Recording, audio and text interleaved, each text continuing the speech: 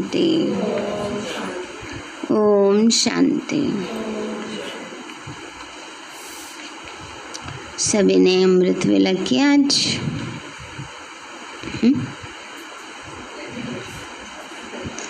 लेटे लेटे थोड़े ही अमृत वेला होता है,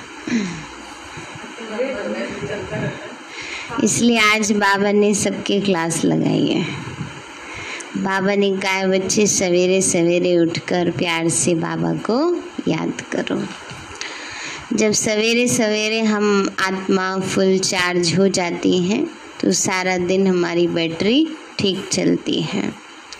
मोबाइल को भी चार्ज करते हैं ना, सुबह सवेरे लगा दो नहाने जाने समय। हाँ, ये भी बात सही है कि रात को अगर व्यर्थ है, कुछ है, ऊपर नीचे है, तो फिर सवेरा भी अच्छा नहीं होता है। तो इस बात पर हमें विशेष अटेंशन देना है कि हमें अपने सारे दिन का पुरुषार्थ ठीक रखना है। एक्सक्यूजेस बहुत सारे होते हैं, बहाने तो बहुत हैं। ये नहीं था, ऐसे नहीं था, वैसे नहीं था। कब तक बहानों के सहारे चलेंगे? बहानों के सहारे कब तक चलेंगे? बच्चे कहते हैं स्कूल में आज बारिश हो रही है, आज गर्मी ज़्यादा है, आज ये ज़्यादा है। ऐसे तो कभी स्कूल नहीं जाएंगे, पढ़ाई नहीं करेंगे। तो उन बहानों को ख़त्म करके अपने पुरुषार्थ पर अटेंशन देना है।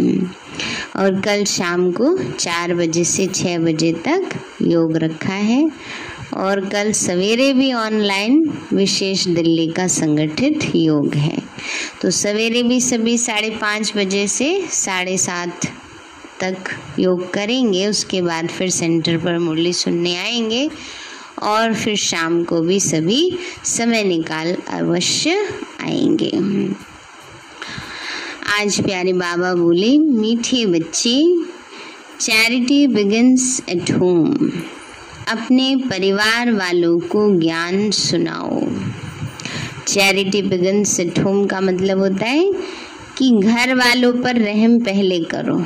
चैरिटी माना चैरिटी करना, दया भाव रखना, रहम करना। तो खैरात घर से शुरू करो। खैरात बांटना शुरू करते हैं ना, तो इसलिए बाबा कहते हैं बच्चे पहले अपने परिवार वालों को ज्ञान सुनाओ, है ना। कई फिर कह देते हैं बाबा हम तो सुनाते हैं, कोई सुनता नहीं है। कोई बात नहीं, आपने अपना फर्ज पूरा किया। हमारा कर्तव्य है उनको देना। अपने हमजिन्स का कल्याण करो।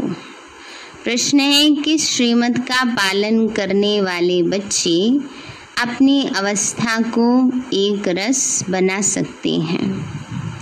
बाबा बोले, अवस्था को एक रस बनाने के लिए बाप की श्रीमत है।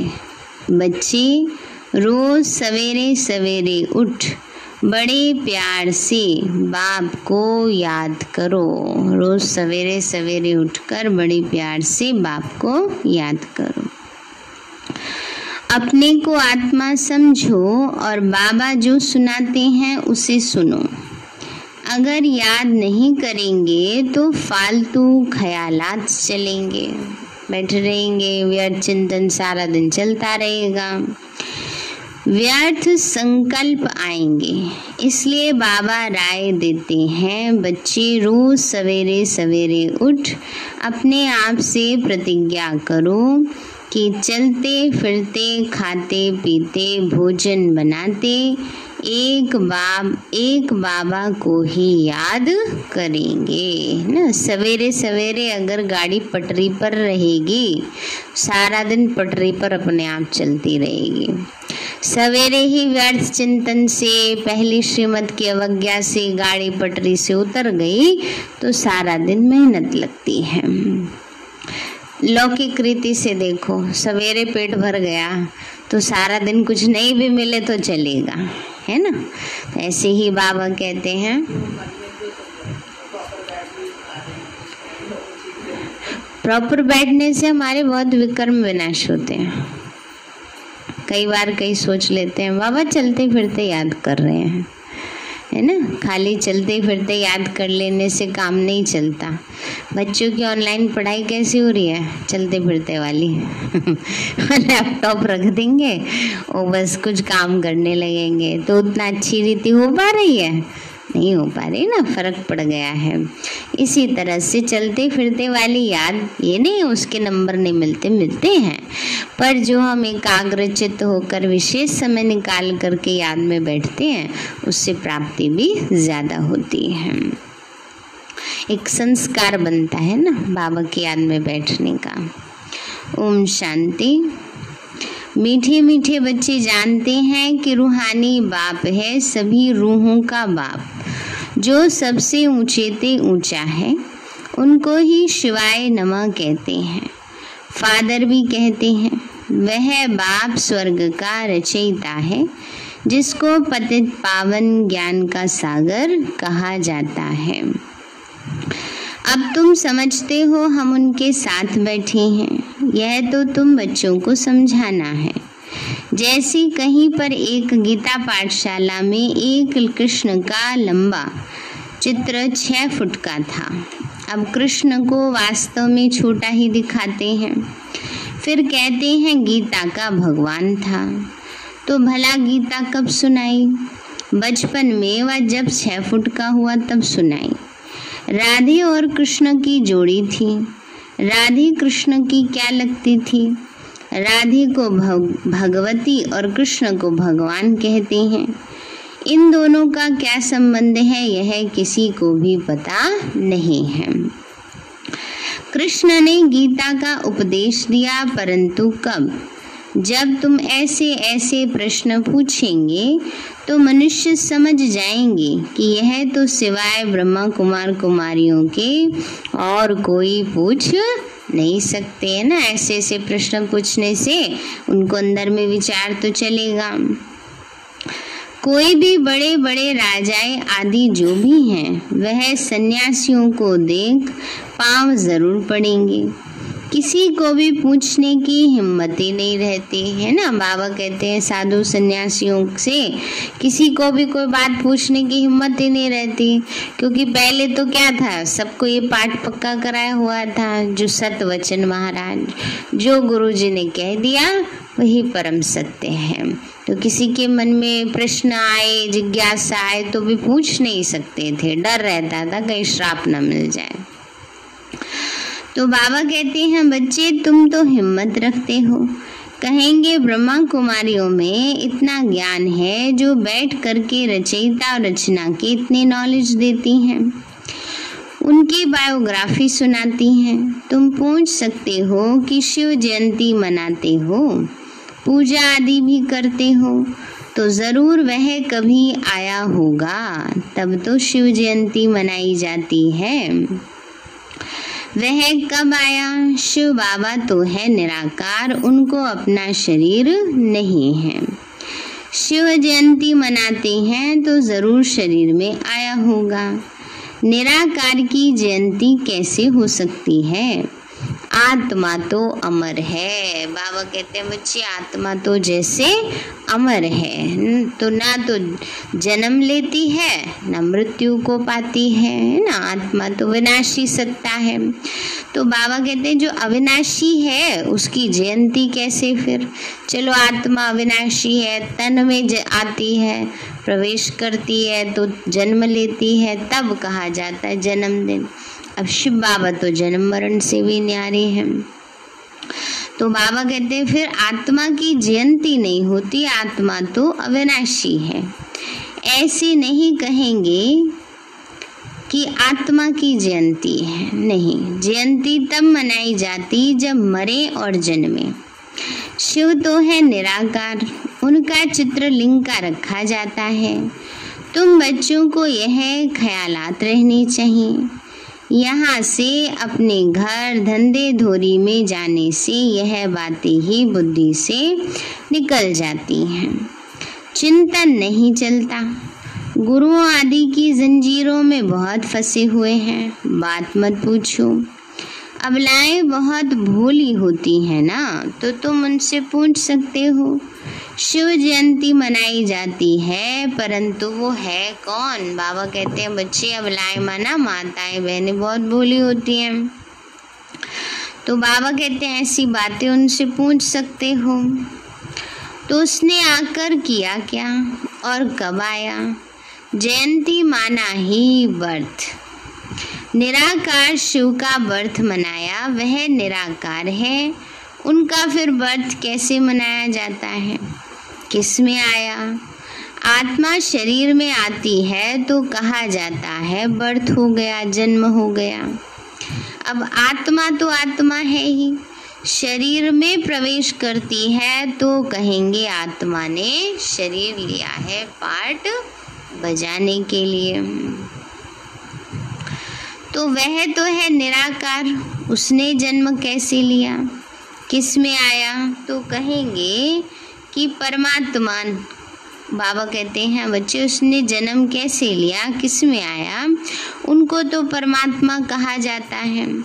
तो यह किसी को भी पता नहीं है। भले बहुत शास्त्र आदि पढ़े हैं, परंतु कुछ भी नहीं जानते। अभी तुम ज्ञान से भरपूर हो, भरपूर बन रहे ना अभी ज्ञान से। अभी तुमको ज्ञान ही सुनाना है। कोई कोई 2-3 वर्ष आते हैं, फिर अज्ञान की प्रवेशता हो जाती है। बाबा कहते हैं कोई कोई 2-3 साल चलते हैं, फिर अज्ञान की प्रवेशता हो जाती है, संशय आ जाता है किसी किसी के अंदर। तो बाबा फिर अज्ञान को निकाल ज्ञान की धारणा कराते हैं। अब तुम बच्चों को ज्ञान दिया जाता है, परंतु पुरुष ज्ञान में और स्त्री अज्ञान में, तो जैसे हंस बगले बन जाएं। इसलिए पहले तो स्त्री को ज्ञान देना चाहिए, है ना। बाबा कहते हैं कोई भाई ज्ञान में चलते हैं, उनकी युगल नहीं चलती है, तो बाबा कहते हैं पहले अपनी युगल को ज्ञान में चलाओ, पत्नी को। बाबा ने कहा स्त्री पति को गुरु ईश्वर मानती है, तो स्त्री को गुरु की आज्ञा माननी चाहिए। यह यहाँ की ही बात है, वहाँ तो आज्ञा मानने न मानने का सवाल ही नहीं है। बाबा कहते ज्ञान की बात है, वहाँ तो किसका हुक्म चलता है? नहीं तो स्त्री का ही हुक्म चलता है। एक बारी कहते हैं एक राजा ने ये ऐलान कराया अपने नगर में कि जिसके घर में स्त्री की चलती है वो आकर के नाम ले जाओ, और जिसके घर में पुरुष की चलती है वो भी नाम लेके जाओ। जिसके घर में पुरुष की चलती है उसको घोड़ा मिलेगा, जिसके घर में स्त्री की चलती है उसको एक सेब मिलेगा। तो कहते हैं सारे नगर में एक ही व्यक्ति ऐसा था जो घोड़ा लेके गया, नहीं तो सब क्या ले गए? सेब ले गए।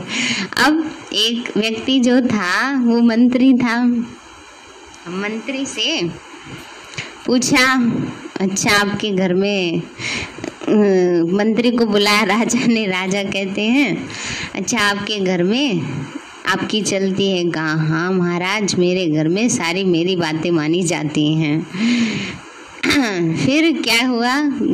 कहा कि अच्छा आप ये बताइए, राजा से पूछता है मंत्री, आप ये बताओ कि आपने किसके कहने पर ऐसा रखा? तो वो कहता है महारानी के कहने। सुनिए ना, कहानी पढ़ी है। फिर लास्ट में मंत्री को भी उसकी पत्नी वापस भेजती है कि जाओ जा करके वो लेके आओ, घोड़ा लेके आओ। तो किसकी चली? उसको घोड़ा लेकर के उसको भी वापस सेब दे दिया जाता है। तो इसीलिए असलियत में तो घर में होम मिनिस्टर कौन होती है? वह नहीं होती है, कहीं कहीं ऐसा होता है। तो इसलिए बाबा कहते हैं बच्चे स्त्री को गुरु की आज्ञा माननी चाहिए, जहाँ ना माने भाइयों की बात तो ऐसे बाबा कहते हैं उनको समझाना चाहिए।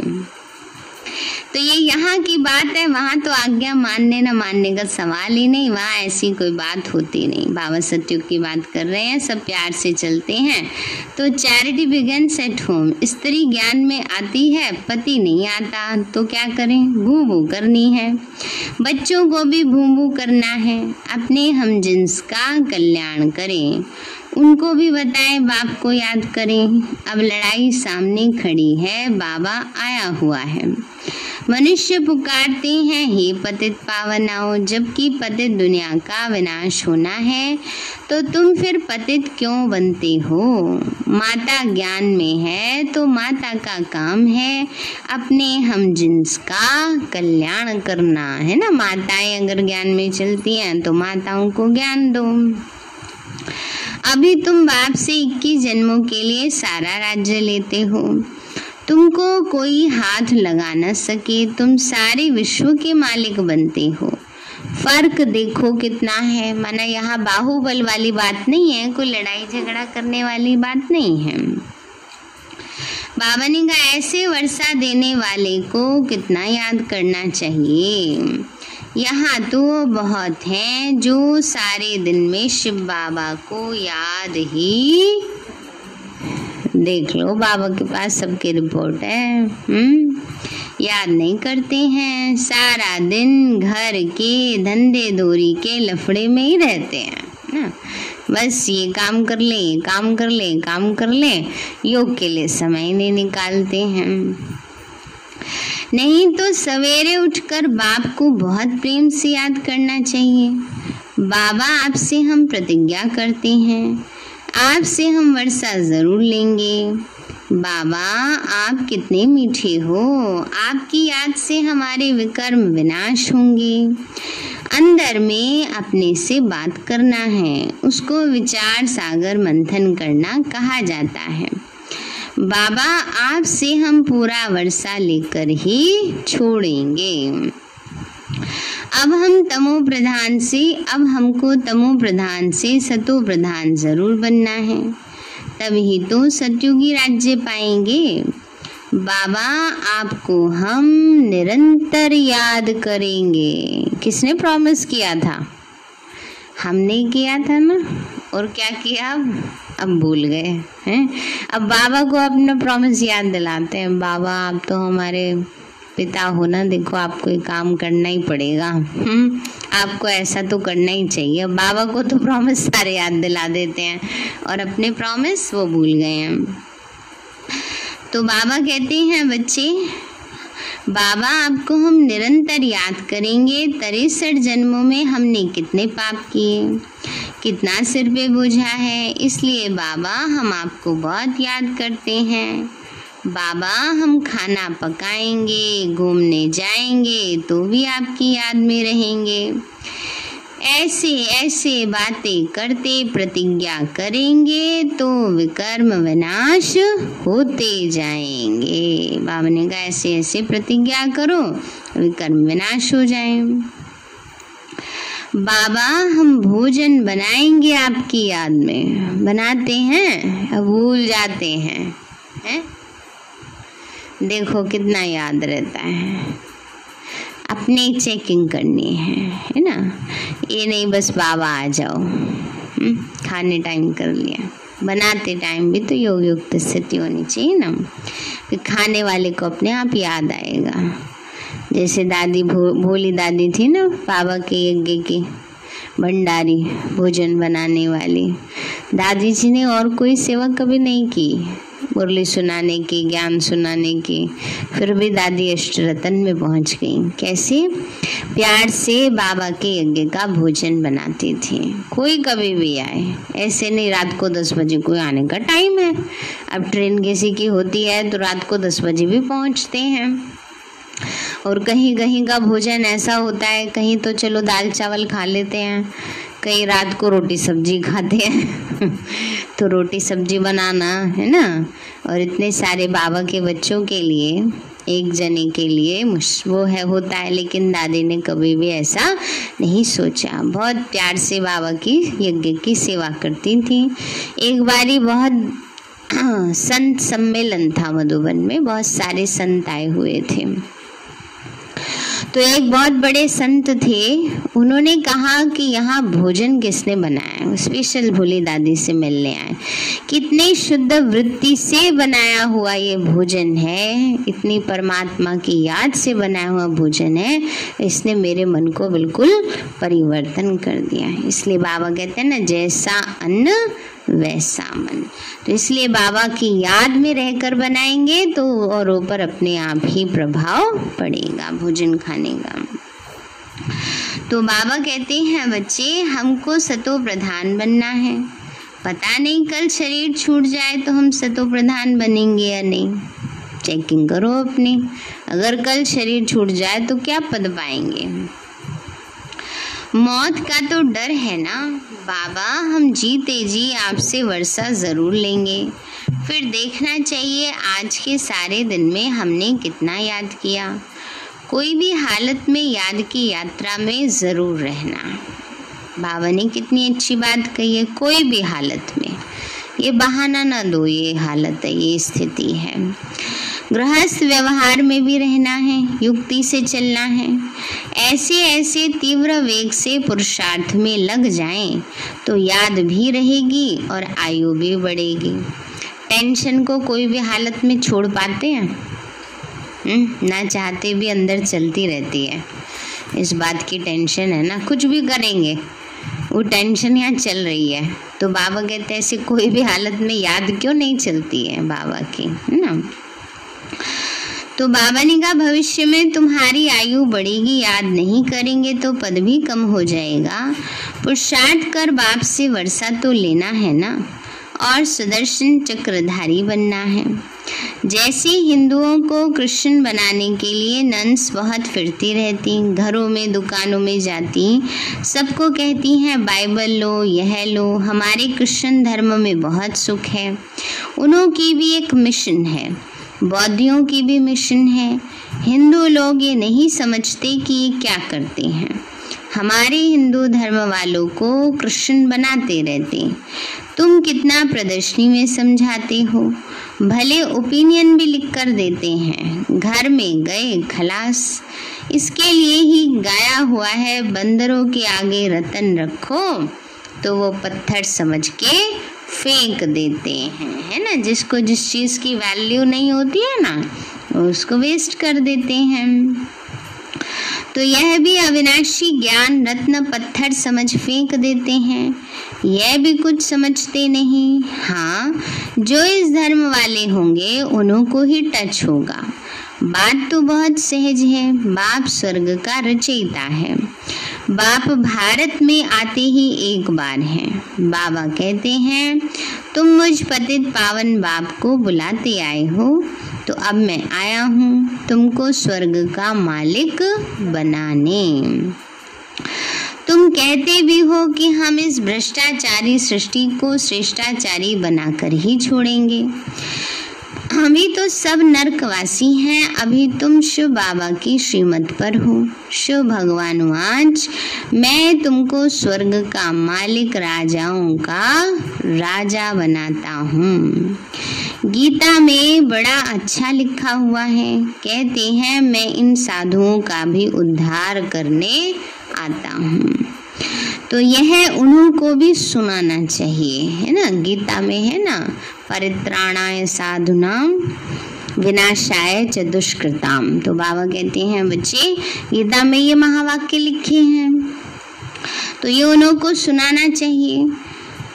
पुकारते भी हैं पतित पावन सीताओं के राम, अब इसका अर्थ भी समझते नहीं। सब हैं भक्तियां अथवा सीताएं, वह पुकारती हैं हे राम आकर हम सीताओं का उद्धार करो, है ना। बाबा ने कहा पुकारती हैं कि हे राम मना परमात्मा आकर सब आत्माओं रूपी सीताओं का उद्धार करो।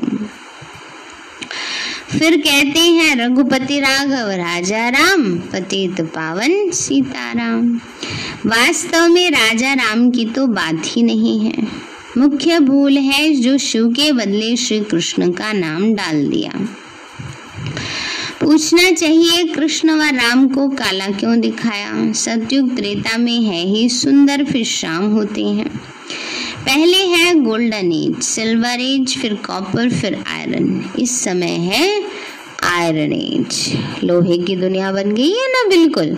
लोहा भी बड़ा महंगा है, पर अभी तो अभी तो मिट्टी भी बहुत महंगी है ना। फिर बाबा क्या बना रहे हैं उसको, आयरन एज से गोल्डन एज बनाते हैं। गोल्डन एज थी तो कितना मान था, सत्युग की दुनिया थी तो कितना मान था, सोने की चिड़िया थी, सुख समृद्धि शांति पवित्रता सब कुछ था। तो युक्ति से जाकर समझाना चाहिए, वह कोई इतना जल्दी अपना हट नहीं छोड़ेंगे। बाबा ने कहा बच्चे अब जो जिस बात पर टिके हुए हैं वो इतनी जल्दी नहीं मानेंगे, पर हाँ जो समझदार होते हैं उनकी समझ में लॉजिक आ जाता है और वो समझ जाते हैं कि बात तो सही है। झाड़ की आयु बड़ी होती है तो झाड़ जर्जरीभूत अवस्था को पाता है। आयु तो इस दुनिया की भी है ना, नई दुनिया और पुरानी दुनिया। ओल्ड माना कलयुग और तमो प्रधान दुनिया, इसमें एक भी सतो प्रधान हो नहीं सकता। अब तमो प्रधान को खलास होना है, नई दुनिया कौन स्थापन करे, वही बाप करते हैं। ऐसी नहीं कि प्रलय होती है, बाप को पुकारते ही तब है जब पतित हो जाते हैं। फिर कहते हैं आकर पावन बनाओ, आएंगे तो जरूर पुरानी दुनिया में। पतित पावन कहते हैं तो जरूर अंत में ही आएंगे ना। बाबा ने कहा पतित पावन कहते हैं अंत में ही आएंगे। खुद कहते हैं मैं कल्प कल्प कल्प के संगम युगे आता हूँ पावन दुनिया बनाने। अभी है संगम, बाबा कहते हैं बच्चे अभी है संगम। बाबा ने कहा बच्चे अभी तो बाप सबको सदगति में ले जाते हैं। बाबा कहते हैं बच्चे अभी बाबा सबको सदगति में ले जा रहे हैं, तो ऐसे बाप की श्रीमत पर चलना चाहिए। अपनी अवस्था को जमाना है, सवेरे उठकर बाप को याद करना चाहिए ना, इसलिए अलबेले नहीं बनो, चलो बाबा लेटे लेटे याद कर लेते हैं। तो ये तो बहुत ही अच्छी बात है, 1:45 बजे उठ के बैठ जाओ। बाबा ने कहा मना कर रहा है 2 बजे नहीं करना अमृत वेला। हाँ अब 2 बजे से उठ के करोगे कि 8 बजे तक। अगर इतना स्टेमिना है कि आराम से सारा दिन बाकी फिर चलता रहे तो भले ना। अब जैसे हमारी दीदियाँ हैं ना, आशा दीदी को देखो कितनी एक्टिव हैं, अलर्ट हैं। 6 बजे सुबह मुरली सुना देते हैं, लाइव होती है वो, और उसके बाद भी फिर सारा दिन रेस्ट इतना नहीं करती हैं। कई बार तो सारा दिन बिल्कुल रेस्ट नहीं चलता है, और कई बार तो ऐसा भी होता था पहले रात की भी भट्टी करती थी और दिन में भी रेस्ट नहीं करते थे ना। तो इसलिए ये अपने शरीर को फिर देखना चाहिए, ये नहीं कि उसको कोई टॉर्चर फिर करना है कि नहीं दिन को भी जागो रात को भी जागो, इतने है नहीं शक्ति तो बीमार पड़ जाएंगे। अगर 2 बजे आँख खुल जाती है तो 2 बजे अमृत वेला करो, जब तक नींद नहीं आती है ठीक है, नींद आए तो फिर सो सकते हैं। ऐसा कोई कंपल्शन नहीं है कि बाबा कहते हैं नहीं 2 बजे से तुम्हें 5 बजे तक बैठना ही बैठना है। तो बाबा कहते हैं बच्चे सवेरे सवेरे उठकर बाप को याद करना चाहिए, अपने को आत्मा समझना है, यह शरीर के ऑर्गन्स हैं। बाबा कहते हैं बच्चों मैं तुमको जो सुनाता हूँ वो सुनो, मुक्ति जीवन मुक्ति के लिए और कोई की बात नहीं सुनो। परम धाम से बाप आए हैं पावन बनाने, फिर तुम पुराने शास्त्रों को क्यों याद करते हो? भक्ति करते ही इसलिए हो कि भगवान मिलेगा। वह तो सर्व का सदगति दाता बाप है, बाप के सिवाय ये नॉलेज कोई दे न सके। इन लक्ष्मी नारायण को भी यह राज्य कैसे मिला? आत्मा के लिए कहते हैं वो तो बिंदी है, चमकता है एक अजब सितारा। तो बाप समझाते हैं तुम मुझे कहते हो परमात्मा सुप्रीम सोल है। लौकिक बाप को कभी परमात्मा नहीं कहेंगे, परमात्मा जो परम धाम में रहते हैं उनको ही सुप्रीम सोल कहते हैं। वह तुम्हारा बाप है, वह आकर के इनमें प्रवेश करेंगे, गुरु शिष्य के बाजू में बैठेंगे, यहाँ पर मस्तक में ब्रह्मा बाबा की भ्रुकुटी में। यह बातें कोई शास्त्रों में नहीं है, अभी तुम जानते हो वो हमारा बाप है। 5000 वर्ष पहले भी बाप ने योग सिखाया था कि मुझे याद करो और विष्णुपुरी को याद करो तो जरूर संगम में ही कहेंगे। सतयुग में था एक धर्म, तो जरूर फिर एक धर्म ही होगे ना। इतने सब धर्म विनाश हो जाएंगे, यह वही टाइम है। बाबा कहते हैं मुझे याद करो तो मैं तुमको विश्व का मालिक बनाऊंगा। बाप की याद से ही तुम तमो प्रधान से सतो प्रधान बनेंगे। बाबा कहते जो बच्चे अच्छी सर्विस करते हैं मैं उनको याद करता हूँ क्योंकि मेरे मददगार हैं। सुना, जो बच्चे अच्छी सर्विस करते हैं कौन याद करता है उनको?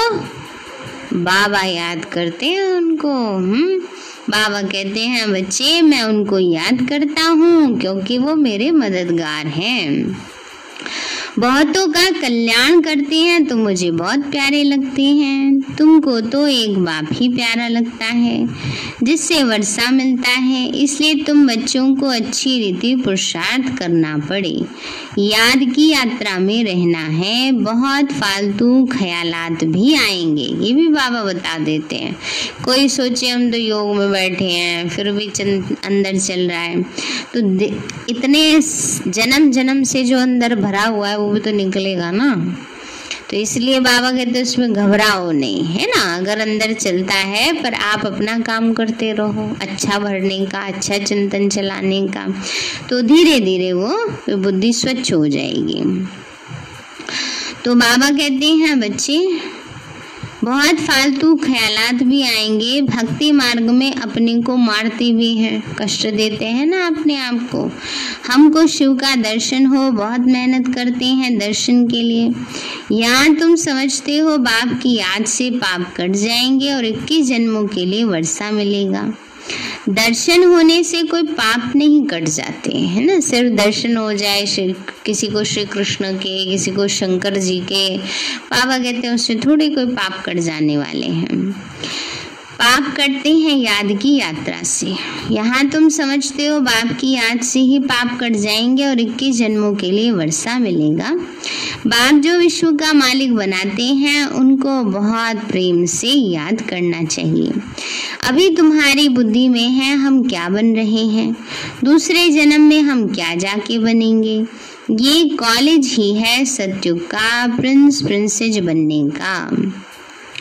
तो बाप आकर धर्म के साथ डीटी किंगडम्स की स्थापना करते हैं। बाबा कहते हैं सत्य धर्म की भी और दैवी राजधानी की भी बाबा स्थापना करते हैं। अच्छा मीठे मीठे सिक्के लदे बच्चों प्रति माता पिता का याद प्यार और गुड मॉर्निंग। रूहानी बाप की रूहानी बच्चों को नमस्ते।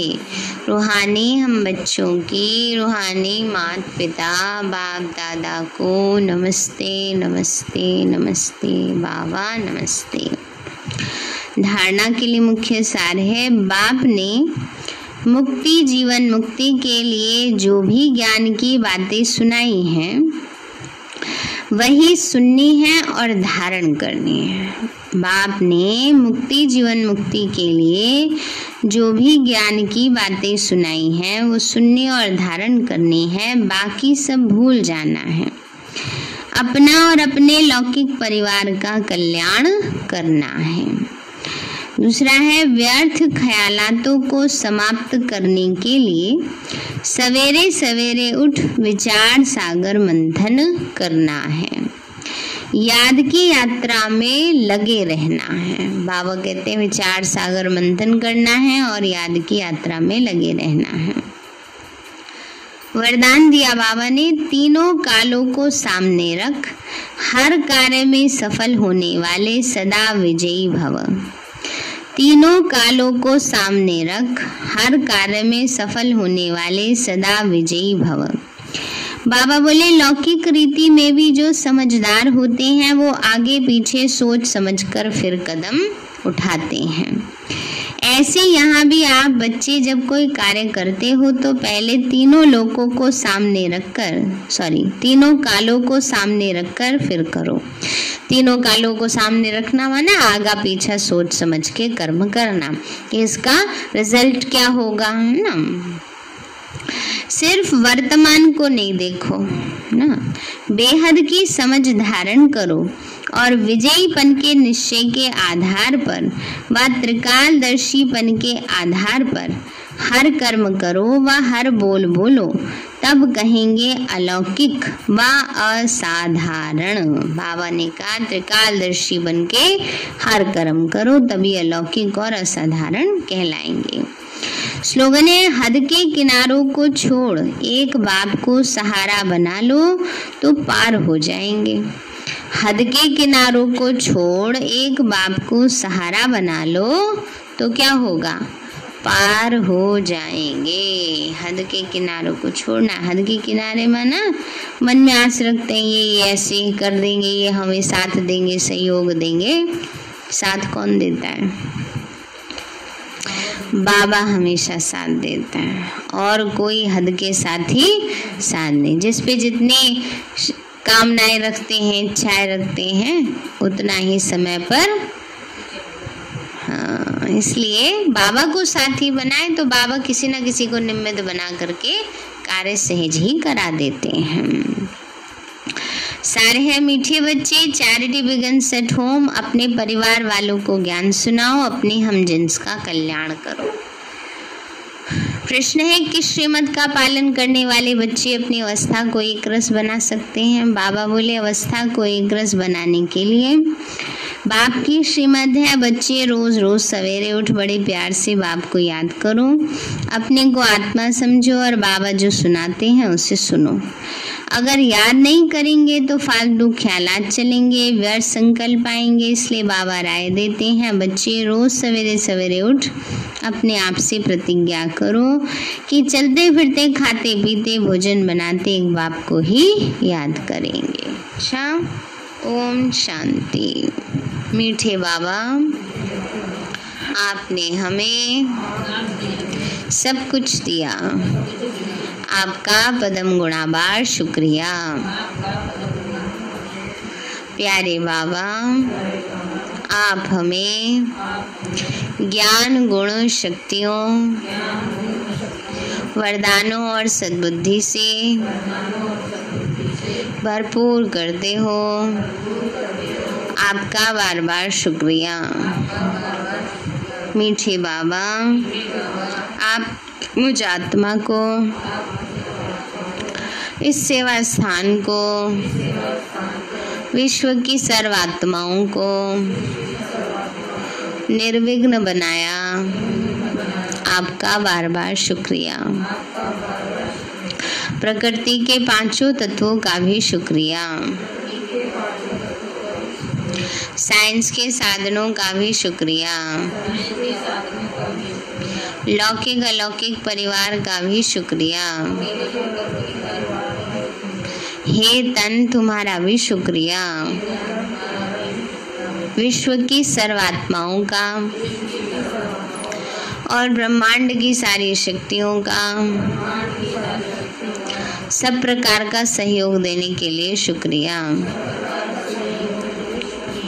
मीठे बाबा, मुझ आत्मा ने जाने अनजाने में जिन भी आत्माओं को मनसा वाचा कर्मणा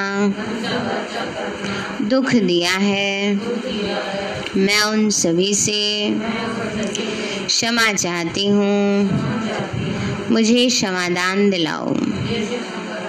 और जिन आत्माओं ने मुझे दुख दिया है, विघ्न रूप बने हैं, मैं उन सभी को दिल से क्षमा करती हूँ।